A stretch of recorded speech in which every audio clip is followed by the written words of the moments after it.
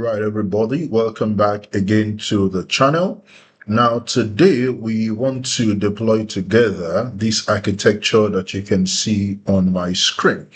Now, over the couple of weeks, we've looked at different services on AWS, in relation to understanding DevOps. But of course, we had to start from the very basics. So we talked about Linux, shell scripting, and then we picked some AWS services and we started looking at, what the services, what is about, how to set them up and all of that. So today, we want to bring all of that knowledge together and deploy a three-tier architecture.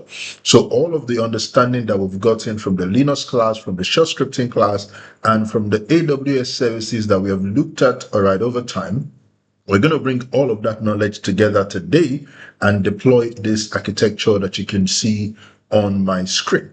All right, so if you look at this architecture very well, we have a NAT gateway. We're going to have 3 subnets. So we're going to be having the public subnet, the private subnet, and of course, another subnet for the database. And we are also going to be having an EFS that will connect to our instances. Now, the reason why we are having an EFS is because we do not want our application code to be tied to the lifecycle of our instance. What I'm saying is, if your instance is terminated, we do not want that to lead to the loss of our application code. So what we want to do instead is to put the application code on the EFS storage instead of the EBS of the instances.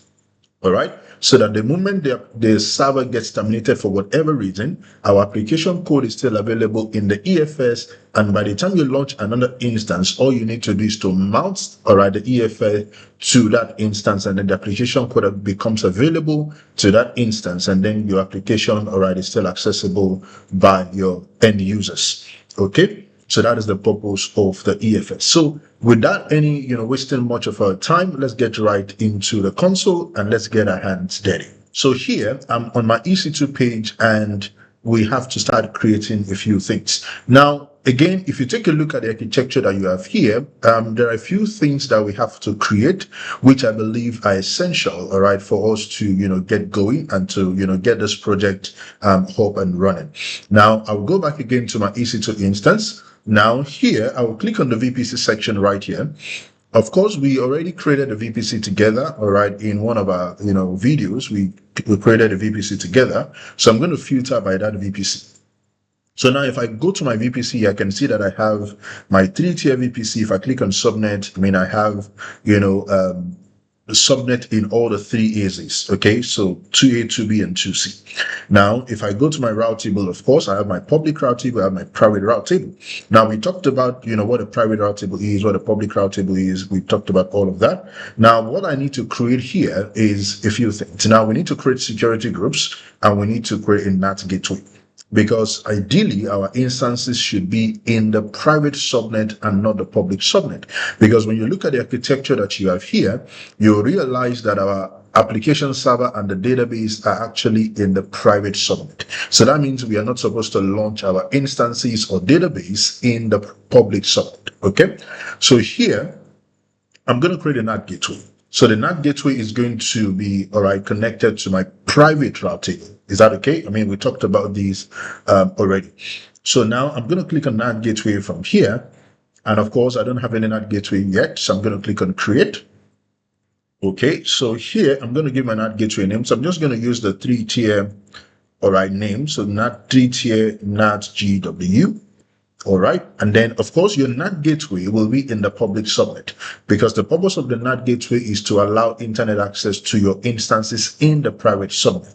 And so for NAT gateway to perform that function effectively, it also needs to be in the public subnet where the NAT gateway is available, because the NAT gateway is going to be leveraging the internet gateway to perform its function. All right, and our internet gateway is connected to the public subnet, the public route table. So the NAT gateway has to be in the public subnet, okay? So here, make sure you're selecting the correct one. So you can select any of the public subnets that you see here. So I'm going to come here and select, any of the public subnet. And of course, you're going to allocate an elastic IP. We don't have one, so we need an elastic IP for the NAT gateway. So click on allocate, and that will allocate an elastic IP for you, and then you can create your NAT gateway.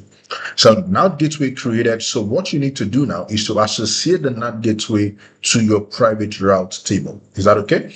All right, so let's go there and then click on the route table. So we're still filtering by the VPC. All right, click on your private route table, click on routes. All right, edit route, and then you come here and say add route, and then come here and then you're selecting the NAT gateway as your target. And of course, this is the NAT gateway that we just created. So select that and save your changes. Oops, so we need to put the 000. I mean, any traffic that is not within the VPC should be directed, all right, to the NAT gateway. So save changes, and now you can see that your NAT gateway is active. All right. Now, the next thing we need to do from here is come here to security groups. So click on security groups. And of course, we have just, a default security group that comes, with the VPC. So when you create a VPC, you have a default security group, created. So I'm going to come here and say create security group. And of course, we're going to create a couple of security groups. Okay. The first security group that we want to create is actually the load balancer security group. All right. So we're going to create a load balancer because, based on our architecture, we need an application load balancer, right? So we need a security group for that. So I'm going to call this application, all right, load balancer. And I'm going to put the same name in the description. So here, your VPCs, make sure you're selecting the correct VPC. All right. So select this. And then for the inbound rule, we're going to create two rules. So one is HTTP, and that will be from anywhere because our load balancer is actually public facing. Okay. Which means it is internet facing. So that means, anybody should be able to access the load balancer from the public internet, right? So it's going to be public facing. The second one is going to be the HTTPS.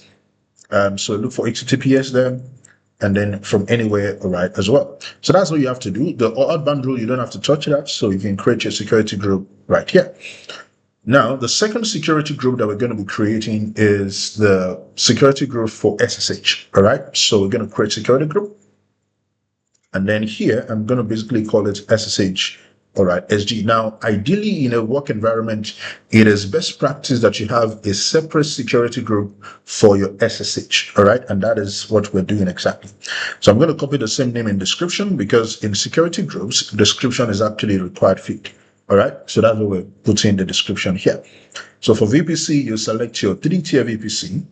And for the inbound, it's going to be SSH. All right, of course. And then this can be all right, from anywhere, right? Of course, you want to tie these to your public IP or to your, to maybe your application, server and all of that. So you want to make sure that you're doing the correct thing in that regard. Is that okay? So here, I'm going to do from anywhere for now. All right. So, but we're going to change that later. And I'm going to say create security group. Now, a few things that I want to point our attention to. Now, we are creating instances in the private subnet. The question is, how are we going to access these instances? Okay, because when your instance is in the private subnet, that means it doesn't have a public IP, so you cannot do SSH into it. All right, and the only way to actually, or there are a number of ways actually to access your instances. Now, one of the ways to access your instance is to create what you call a bastion host, which will be in the public subnet, and now you can use that to log into your instances in the private subnet. But then AWS has what you call Instance Connect endpoint, okay, which means you don't need a bastion host. And the beauty again of the Instance Connect endpoint is that you don't need SSH, all right, you don't need the SSH key to access your instance, all right? But then you need to do a couple of things. So one of the things you need to do is here. So for example, you need to create a security group for your EC2 Instance Connect endpoint. All right. And that security group, you have to open up the outbound. For security group, we've been opening up inbound, right? But when you're creating a security group for your EC2 Instance Connect endpoint, you have to allow SSH outbound, okay, not inbound. All right, so that is what you have to do. So if you look at the example you have in the documentation, it says here, example outbound rule for your security group. So you have to open up TCP. The destination has to be maybe the side up range of your VPC. The port is going to be port 22, but it has to be what? Outbound, not inbound. All right.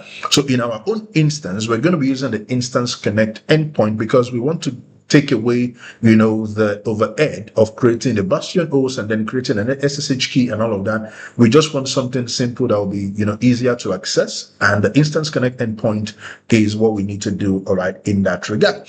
So what I would do here is I'm going to go back to my security group. All right, I'm going to create another security group, all right, specifically for the EC2 Instance Connect endpoint. And I'm going to show you how to create your EC2 Instance Connect endpoint. So I'm going to come here and I'm going to call these Instance Connect endpoint, ICE, all right, and then I'll just call that ICESG. Okay, put the same name here. And from what we saw we saw that we had to specify the outbound rule. Okay, so here what I'm just going to do is it's going to be SSH, that's the type. The destination is actually going to be the CIDR of our VPC. Okay, so I'm going to come here and filter by VPC, and I'm going to go to my VPC, and this is the CIDR of our VPC. So I'm going to copy that. All right, so copy that and then you paste that right here. Okay, so basically what we're saying is that we're restricting traffic to, this particular CIDR. So that is the only CIDR that is allowed to, connect to our instance, right, using the Instance Connect endpoint. And once you're done with that, I'm basically going to create a security group. Now, one thing we need to do very quickly, if you go to the outbound rule, you're going to see that right here. Now, one thing we need to do very quickly is that we need to go back to the SSH security group. Click on the inbound and then edit inbound, and this, we're going to remove that. So the source is going to be the Instance Connect endpoint. It's not going to be just from anywhere. So I'm going to scroll down here and I'm going to select the Instance Connect security group. Okay, so select that. Okay, so delete this, add a new role, all right, and then SSH, and you can specify the Instance Connect security group, and then you can save the rule. So from what we can see here, we have an application load balancer security group. We have a security group for the Instance Connect endpoint and for the SSH. Now we need to create about 2 more or 3 more security group. So I'm going to click on create security group again. And this now is going to be the web server security group, okay? Or the application server security group. Okay, so let's call it application server, all right, SG. Okay, so put that same name in the description. Come here and select your 3-tier VPC. So for the inbound, all right, so we want the HTTP traffic to come from where? From the application load balancer, right? So we're going to select that. HTTPS traffic also should come only from the application load balancer. And also, additionally, we also want to configure the SSH. So how do we want to SSH into our application server? So we're going to come here and then we're going to select SSH, and that would come from where? From the SSH, all right, security group. So let's select that, and that's what we have to do. And then we create a security group. So the next one we need to create now is for the database. Okay, I mean, these things that we're creating here are very important because we do not want any kind of direct connection to any of our instances. So the flow is going to be, if you look at this architecture, the flow that we want is going to be that any traffic that is coming to the web server should come from the application load balancer. So anything that is not emanating or coming from the load balancer, we don't want such traffic. We basically would drop it. All right. And then any traffic that is trying to access or come to the database, if it is not emanating from the security group of the web server, then we'll drop that as well. Okay. And then in a similar vein, any traffic that is going to the EFS should actually emanate from the security group of the application server. So that is basically what we're trying to do, because we're trying to put some security group, some security in checks, right? So that, I mean, nobody should be able to access our instance directly from the internet, right? Everybody should go through the load balancer to the web server, and the web server should talk, all right, to the database, and, that should be the flow of the traffic. So that's the reason why we're creating all the security group. So database, so create that. All right, database SG. So copy that and put that in the description. All right, so don't forget to select the correct security group. So select that, the inbound rule. All right, that will be MySQL, right? So at MySQL, all right, /Aurora, the port number is 3306. So the source for this is going to be the application server, right? So the application server security group is the only security group that is authorized to send traffic to our database, okay? And then we create a security group. Now, lastly, we need to create a security group for the EFS. From the architecture, we can see that we have the EFS as well. So we need a security group for that also. So create security group. All right. And then here, we're going to call these the EFS, all right, SG. Copy that name, put it in the description. For the VPC, all right, select 3-tier. And for inbound, you basically will scroll down here and look for NFS, all right? All right, so NFS. And so NFS, the source should be from where? Application Security Group. And based on the documentation of the EFS as well, you need to also allow, SSH traffic as well. So I'm going to come here, SSH, and that should be from the SSH Security Group. Okay, now, apart from adding the SSH, another thing you need to also add is that the NFS Security Group should be able to talk to itself. Okay, so what we're going to do here is we're going to save this or create it first, and then we're going to go back to the inbound. Oops, sorry, I clicked on outbound. So security group and then EFS. So inbound, edit inbound, add rule, and then I'm going to add another NFS rule. All right, but the source this time around is going to be the security group of the NFS itself. All right, so EFS, so click on that and then save the rule. So that is actually the information that we got, all right, from the AWS, all right, EFS documentation. So if you look at what we have now, we have a total of about, 6 security groups. So 1, 2, 3, 4, 5, 6. All right, security groups. All right, I mean, each of them they have a purpose that they would serve. All right, now the next thing we need to do is basically to test our instance connect endpoint, which means we need to create an instance connect endpoint and test it if truly we can actually use it to connect to our instance without needing an SSH credentials. All right. So I'm going to come here to my VPC, go back to your VPC, scroll down, and then click on endpoint. All right, not endpoint services, endpoints. So click on endpoint, create endpoint, and then I'm going to call my endpoint. So let's just call this EICE, all right, EC2 Instance Connect Endpoint. So I'm just going to put 2 here, all right, ECE2. Or EC2, all right, ICE. So EC2 Instance Connect Endpoint. So it's going to be AWS services, and I'm going to search for the service, right? So here it's going to be, all right, an EC2 Instance Connect Endpoint. Okay, so you can see that you have different service categories. So there's AWS service, there's EC2 Instance Connect Endpoint. That is the one that we want to create. So here you have to select your VPC. So make sure you're selecting the correct VPC. And then if you scroll down here, you have to select a security group for that.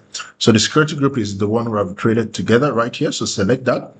The subnet, of course, it will be in any of the private subnet. Okay, any of the private subnet, not the public subnet, the private subnet. All right. So select your private subnet, anyone. All right, and then create your endpoint.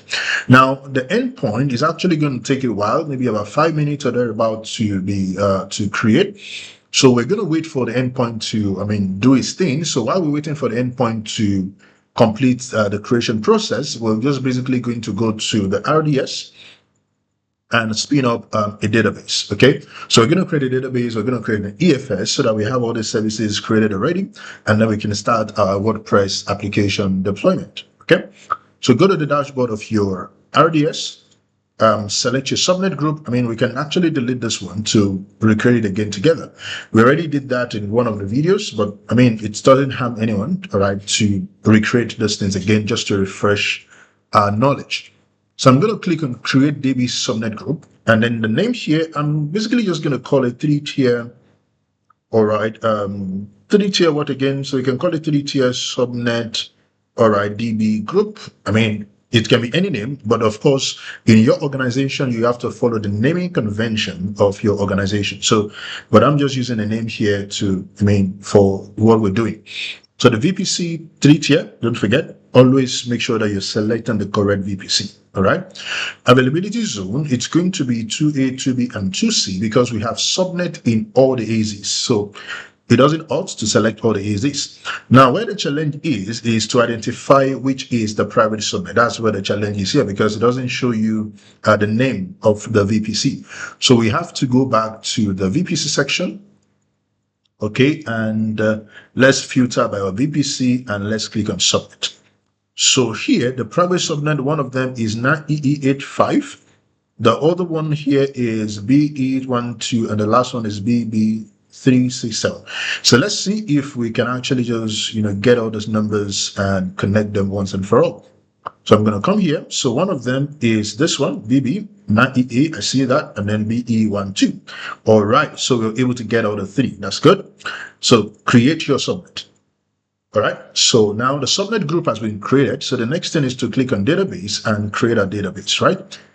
So click on create database, and standard create is what we're going to go with. I mean, that would give us more option, all right, to choose and to customize our settings. So standard create, we're going with MySQL, and it's going to be version 3.9 or 3.7. So let's just go with 3.7. I mean, just, to be sure that we're using the, the most stable version, all right? And here it's going to be free tier. All right, so for the database instance identifier, it's just basically a name for the database instance. So it really doesn't mean much, but of course, if you want to change it, you can change it, but I'm just going to leave it the way it is because it doesn't affect anything really. All right, and for the credential of my database, I'm going to auto-generate the password. Now, the most secure way is to go with AWS Secrets Manager.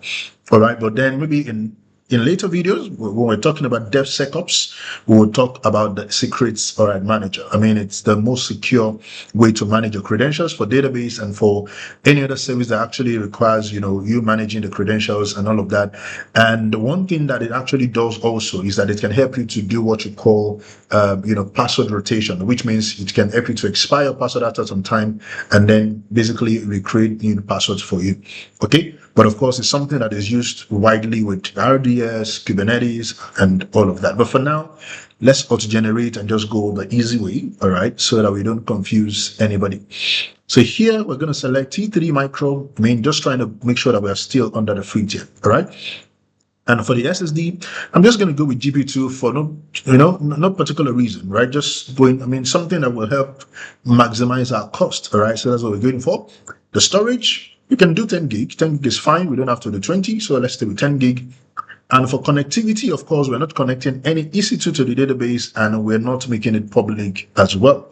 So I'm just going to scroll down and then make sure you change your VPC also. Now, this VPC part can be very tricky. So make sure you check and you are selecting the correct VPC. All right. So select your VPC. The subnet group has been selected automatically. So public access, it's a no, because number one, we're deploying the database in a private subnet, not in a public subnet. And number two, security reason, it's not good, all right, to expose your database to the public. So the access is going to be no. And for security group, we created that together earlier.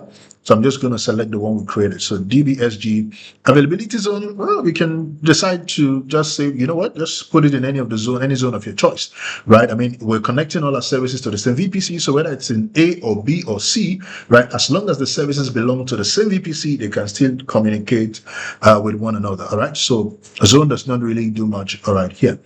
So scroll down. Authentication is password and authentication. All right, but for more advanced use case, you can go with IAM database authentication and all of that.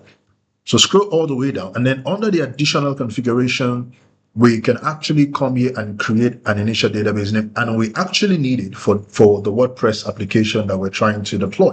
We need to create an initial database that WordPress is going to leverage. So I'm just going to call it WordPress, okay, WordPress DB, okay? So that's fine.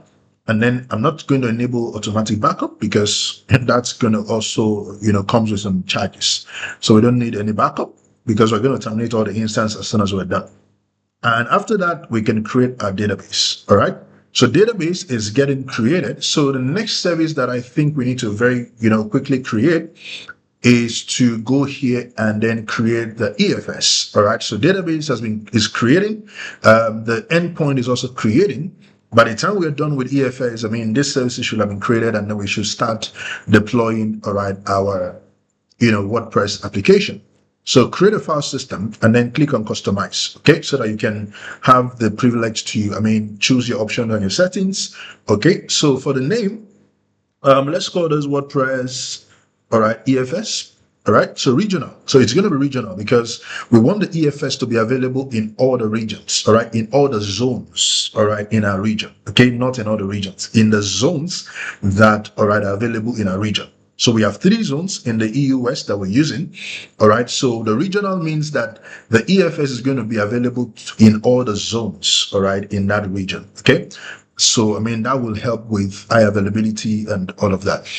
Okay, so regional, one zone means it's going to be available in just a single AZ in that region. Okay, and the same thing we did with RDS, we're going to uncheck the backup because if you look at what you have here, it says additional pricing applies, and we don't want that. All right, so we're going to uncheck that, and then we can come here to say next. So for the VPC also, ensure that you're selecting the correct VPC. I can't emphasize this, all right, enough. So select your VPC, and of course you can remove all these default security group. And here your subnet should be in the private subnet. All right, so private is what you should choose. Private is what you should go with. So make sure you check that. Don't assume that it's in the private subnet automatically. So no assumptions. So security group is going to be EFS. We created that already. So EFS, all right, EFS and then EFS. Okay. And let's say next, and let's create. So EFS created, database still creating. Let's go back to the endpoint and let's see if the endpoint has been created. All right, so the endpoint is now available. So what we want to do before we go any further is to test the endpoint. We want to be sure that we really have done a very good job. All right, so I'm going to come back here to home. I'm going to click on instance. And we're going to launch our first instance and test the endpoint. So launch instance, and the name here should be, all right, so let's just call these tests, all right, ICE, okay? So Amazon Linux, that's okay. So we can go with Amazon Linux, 2023, instance type T2 micro, that's fine. Now for the key pair, I'm going to say proceed without a key pair, okay? Because we are using the instance connect endpoint, okay? Now for the networking, I'm going to come here, make sure you're selecting the correct network. The subnet should be your private subnet, okay? So that's what it should be, not the public one. For the security group, it's going to be an existing one because we have one created already. And that's going to be the application server SG. Okay, again, I'd like to just go with GP2, all right? And then I will say launch instance. So the instance has been launched. I'm going to click here and select my instance, and right now it says the instance is running. So I'm just going to wait a little bit, all right, for the initialization, all right, to be completed, so that by the time the status check is 2/2, then we can go ahead and connect and test our, all right, instance connect configuration. So let's take a look at some of the things we're creating here. So the file system has been created. So we have our EFS. If I click on it now, the EFS has been created, and here I can see the DNS name of the EFS, all right? And the database, oh wow, that's good. So that one has also, created completely. That's a good one. So let's go back to the instance, let's refresh, and let's see if this is done. So the status check says initialization. So let's just wait a little while, maybe just 1 minute, and then we'll come back once the status check is 2/2. So now that the status check has passed, so let's click on connect, and let's scroll down and let's click on our EC2 instance connect endpoint. And then of course the endpoint has been selected automatically here. And the username of course is the EC2-user since we're using Amazon Linux. And then we can click on connect, all right, from here. So let's click on connect and let's see if, everything that we have set up is actually okay. All right, so we're getting an error, failed to connect to your instance. Now, if you're getting an error like this, it is most likely an issue with your security group. Okay, so what do? So let's check our security group again. Perhaps there's some misconfiguration in the security group. So let's check that, all right, again. So I'm going to come here.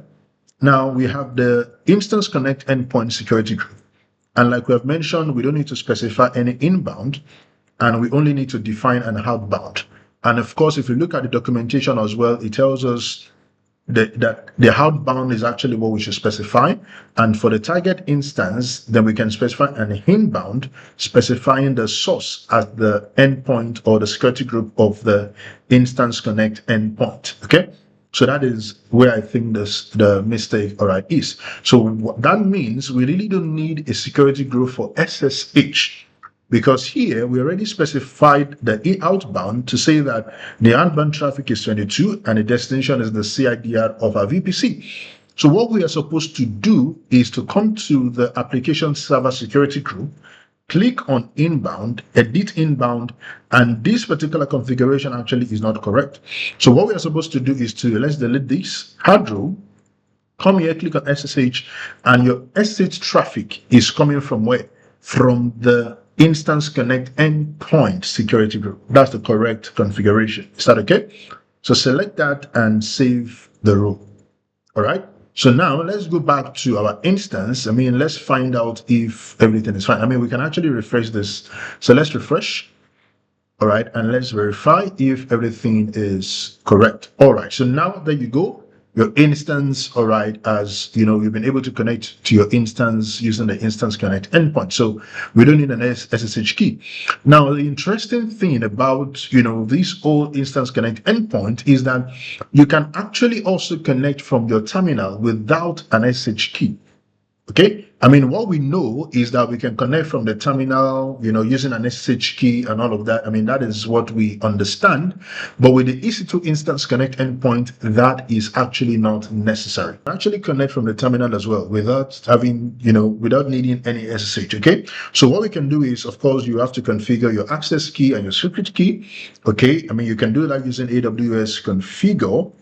All right, and then you put in your access key, all right, press enter, your secret key, and then your default region and all of that. So we talked about that already in some other videos, right? So what I'm going to do here is I'm going to say AWS EC2-instance -connect, okay, SSH-instance -ID, and then I would have to paste in my instance ID. So you can copy your instance ID from here. So copy that, paste it here, and press enter. And if everything is actually okay, all right, you should be able to connect to your instance. All right, so there you go. We've been able to connect to our instance without, all right, an SSH key. And that is actually the beauty of the Instance Connect, all right, endpoint. Okay, so it eliminates the need for an SSH key. Okay, and of course it also gives us the privilege to log into your private instances without the need for a bastion host. All right, so that is actually the benefit that it provides for us. So two things: SSH key is not needed, and then you don't need a bastion host to actually connect to your private instances. So that's the beauty of the Instance Connect endpoint. So what we're going to do now is let's test our internet connection, right? So I'm going to do sudo yum int, all right? Let's just say sudo yum update, first of all, -y to check if our NAT gateway is actually working. And from what we can see here, our NAT gateway all right, is working. Now, what we can do now is the RDS has been set up, the EFS has been set up. So it is now time to go to our script and to basically, run this particular script that we have right here. So this is shell script. In the course of this class, we've talked about shell scripting. We've talked about the importance of shell scripting. And I remember that we actually deployed, a web server using shell scripting, all right, to deploy that. So I want to believe that what you're seeing on the screen is not alien to you. It's something that we've gone over, all right, before. But of course, the commands here are different, but of course, they are commands that I'm sure we're familiar with. So sudo su is what we're familiar with, changing the user from the ordinary user to the super user. The bin bash is also what we're familiar with. So, you cannot have a shell script without starting with the shebang. Okay, we are familiar with all of that. Now, the only thing we really need to change in this script is the DNS of the EFS. So I'm going to copy this and replace that right here. So already from your knowledge of shell scripting, you know that this is a variable all right, and then we are passing the endpoint, the DNS of the EFS into that variable, okay? And we're going to be using the variable right here because we want to mount the EFS to this particular directory. So the directory we're mounting the EFS to is the HTML directory, which is the directory that by the time you install your HTTPD, it is, it's a directory that should actually be created by HTTPD, but we are preempting that creation. So instead of the HTTPD creating that directory, we are creating that directory, all right, for the HTTPD service. And we're mounting the EFS, all right, to that particular directory. So if you want to know how to mount, you can actually come here and click on attach. And this is the option right here. So it's not something that we just got from somewhere. It is actually, all right here. So you can copy all these, all right, and go to your script and basically put it here, all right, and then you can see that we are mapping it to the HTML, all right, directory. And so the rest of the code is basically yum install to install Git and HTTPD. And of course, for every application you want to install, whether it is WordPress, whether it is module LMS, I mean, regardless of the application, they all have requirements, okay? They have dependencies. So in order for our WordPress application to function as it should, we need to, of course, install PHP and some other PHP extension that will ensure that our application code is up and running without any kind of issue. So all these dependencies that you see here, all these extensions that you see here are extensions that are needed for the WordPress application to function as it should.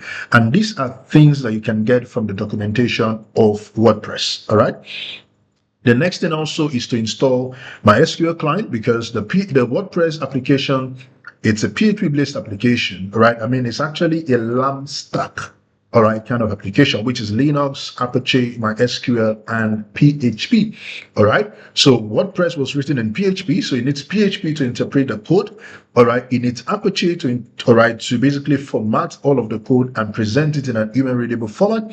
It needs MySQL to store its tables, and of course, and all the other extensions that are needed for all the other functions of WordPress to function as it should. So here we're installing, the MySQL. So this is the command to do that. And of course, we are restarting the services and enabling them, all right? Because if you're dealing with Amazon Linux and other RPM-based Linux, sometimes you have to enable the service and start them, okay? But of course, if it is Ubuntu, you don't need to, all right, do that.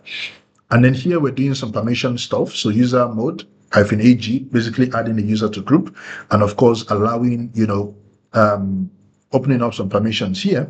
But here, the tool that you have here is basically a permission that has to do with the directory.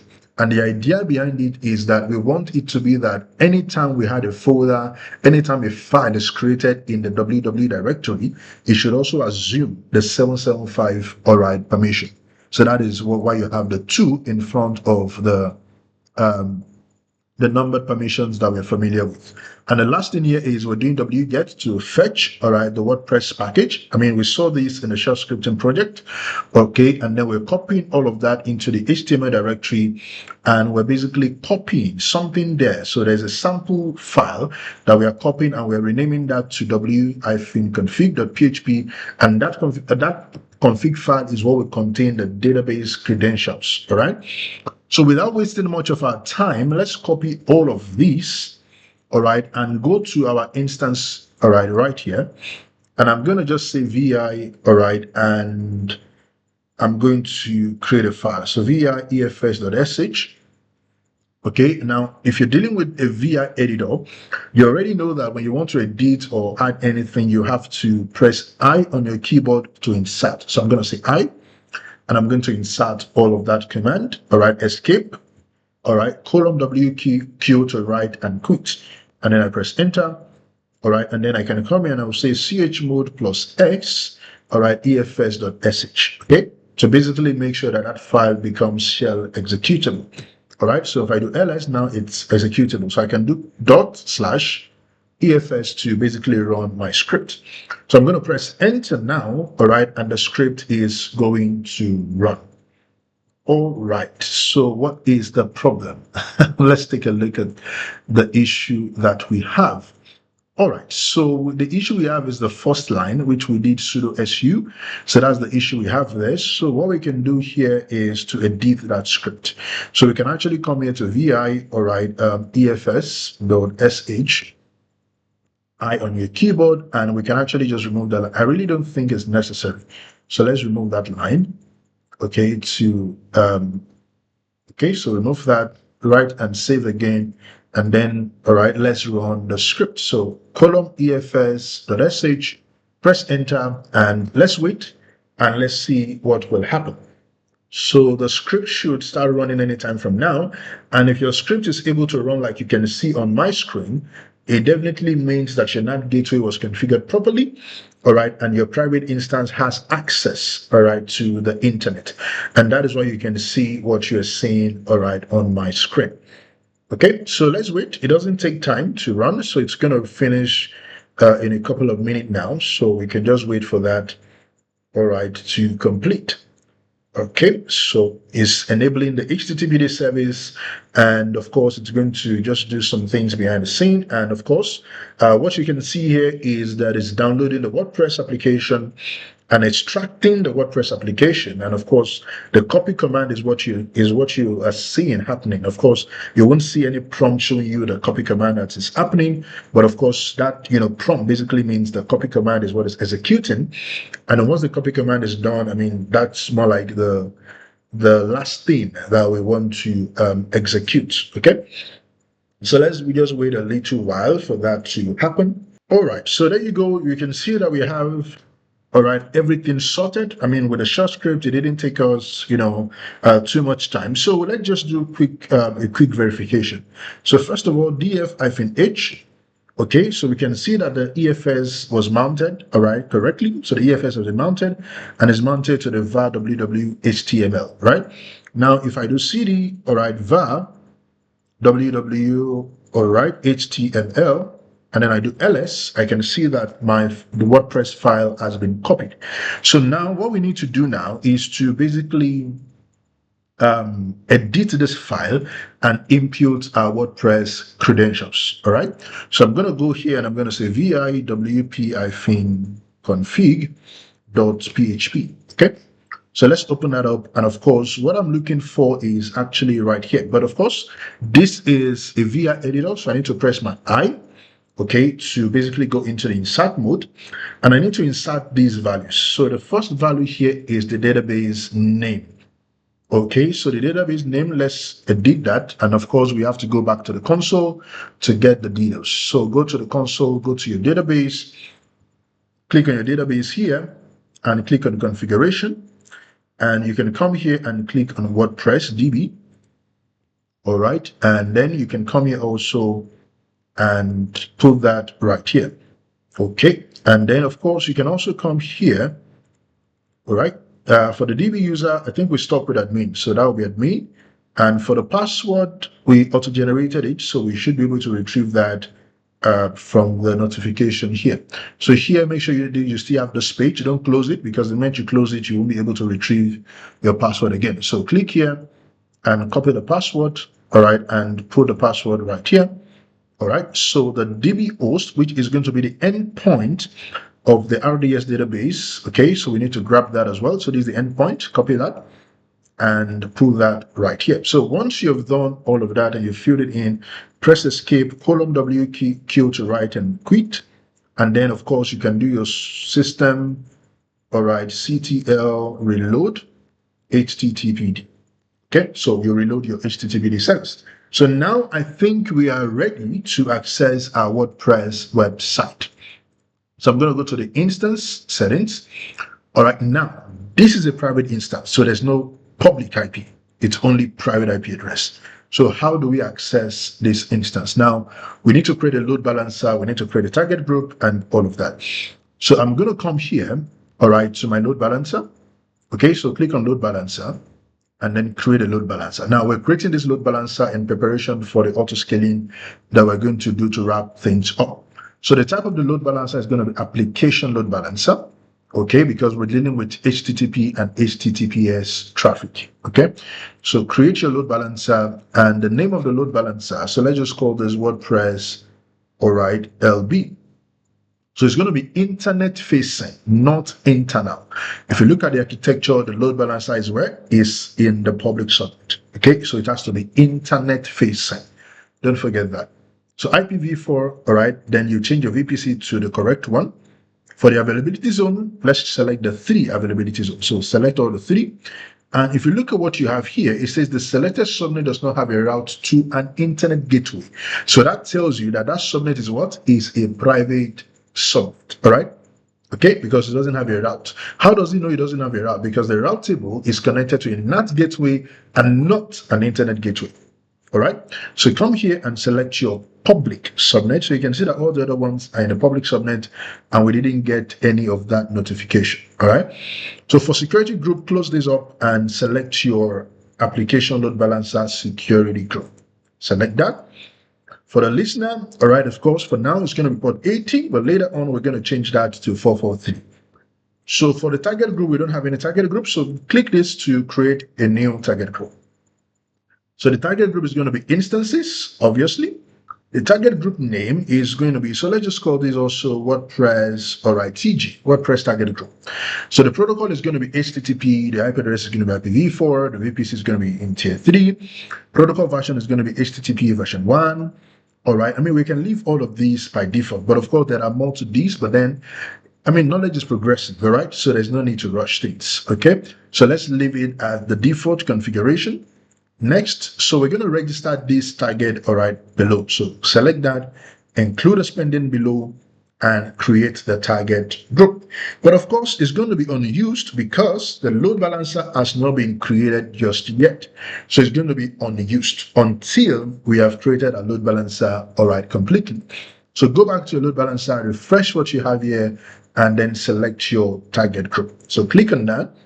And once you're done, you really don't need to do anything here. Of course, we can add a web application firewall, but when we get to the DevSecOps side of things, hopefully in later videos, we'll deal more, all right, with WAF, okay?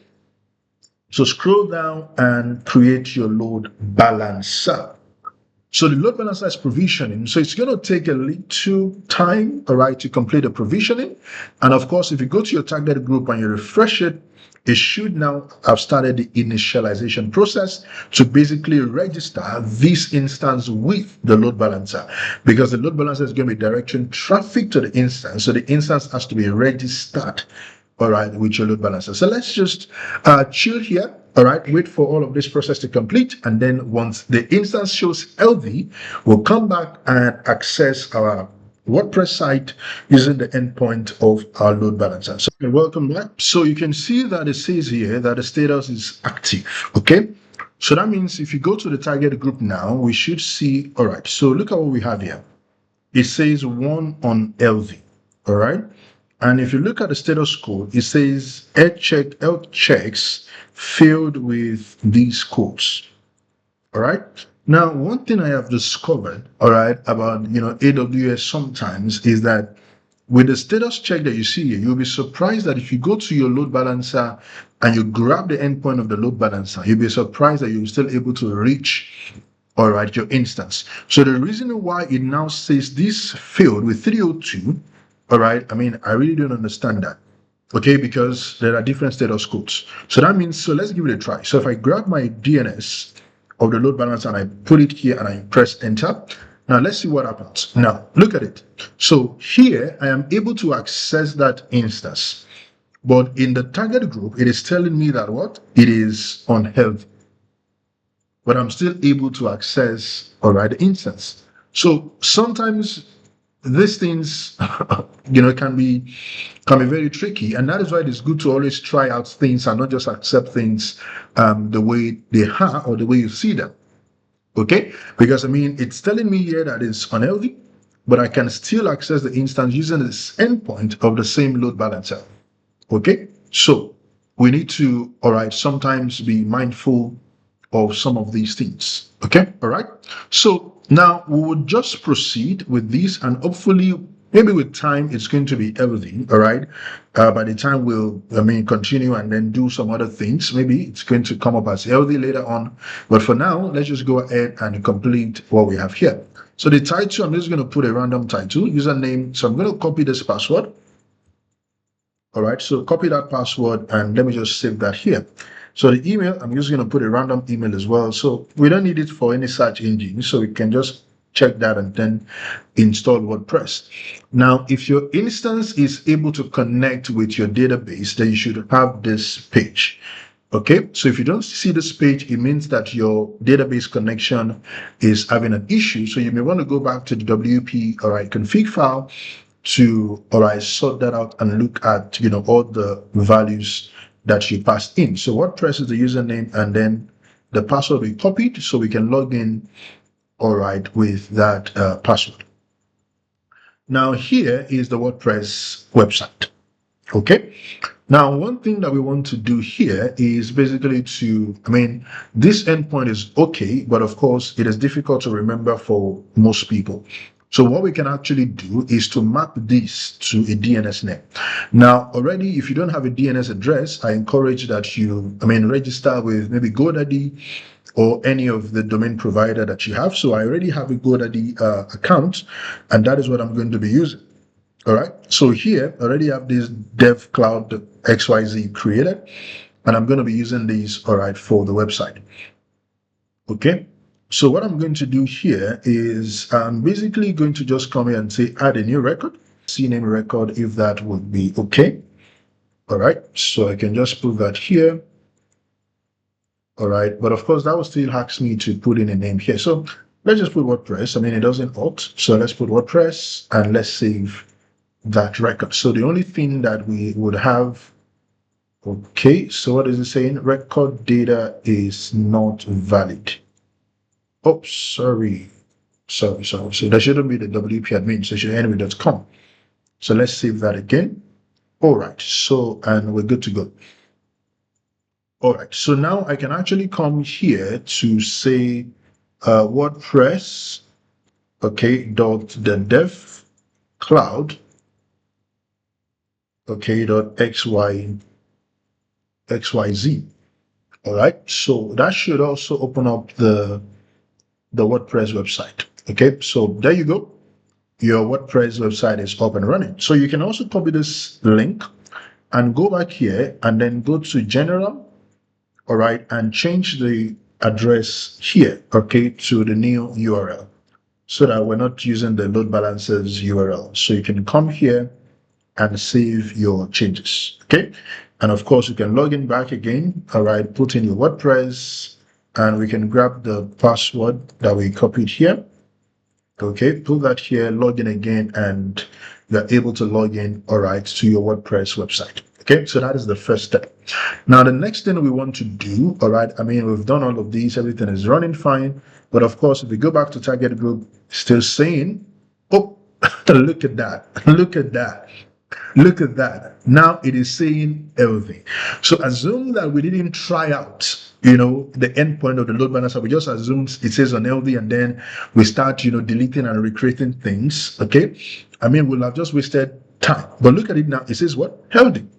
So that is why sometimes it's always good to just, don't accept things the way they are. Just go ahead and try it out. What if it works, right? It might just be that something has not synced, okay, behind the scene, and that's why you're seeing that error. Okay, but now we can see that it's healthy.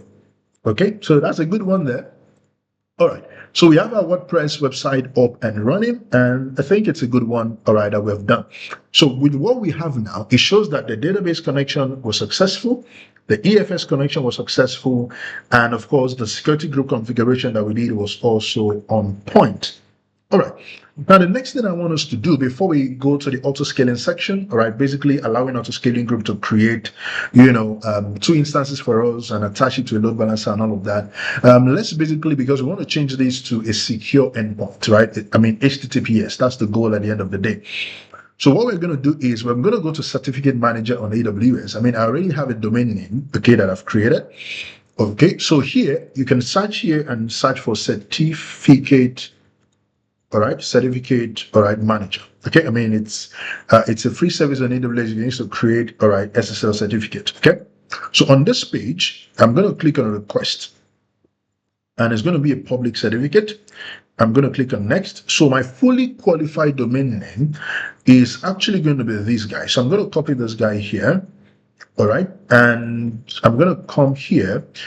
And what I'm going to do is I'm going to say asterisk dots, and then I'm going to paste in the URL. So you may want to ask me, what is the reason for the asterisk dots? All right, the devcloud.xyz. Now, the reason why I added an asterisk and then a dot is because I want it to be that anything that comes after or before the devcloud.xyz, I want that to be covered by the SSL certificate. So that means like this one now that I have, all right, like this one now that I have WordPress dot the devcloud. So the WordPress should also be covered by the certificate. So which means every subdomain that I will create connecting to the devcloud should also be covered by that, all right, certificate. So that is why you have dot asterisk. Asterisk means any name at all. Dot, all right, means a subdomain. Then the devcloud, all right, and all of that. So that is what you have here. So the method is going to be a DNS validation method, and then I'm going to say request. All right. So the request process is going on, but of course, it's still pending validation. So I'm going to wait for this page to load up, or I can come here to click on view certificate and come here. And what I need to do is to copy these two things, okay, to my domain name section. So I'm going to copy this. All right. Go to my domain here, add a new record. And it's going to be a CNAME record, and the name is the first thing I copied. So I'm going to remove the dot, the last dot. I'm going to come back here and I'm going to copy the value, right? So copy the value, all right, and that'll go into the value section. So paste that, and then of course remove the dots, the last one, and then I'm going to save that. All right. So now, okay, putting your domain name in, putting your domain in the field will resolve on blah blah blah. Okay, this record should be on. Okay, so let's check what we're doing and be sure that we're doing the right thing. Okay. All right, so let me check that. Okay. All right, so I think we need to remove this name. So let's remove the name here. All right, so let's remove that name and let's leave this one as ES, right? So let's save that. So I guess that is what the issue is. So remove the DNS, your name that is at the end of it. All right, and that is what you should have right here. So I think that's the correct thing. Okay. So now, if you go back to your certificate manager, of course, it's going to take a while for the validation to complete. So we can wait and just, all right, wait for that. So it's going to do the behind the scenes stuff. And once it's validated, we should be able to see the status as active. So while we're waiting for that to come up, okay, so we can come back to our instance section. So what we want to do now is to create an auto-scaling group template.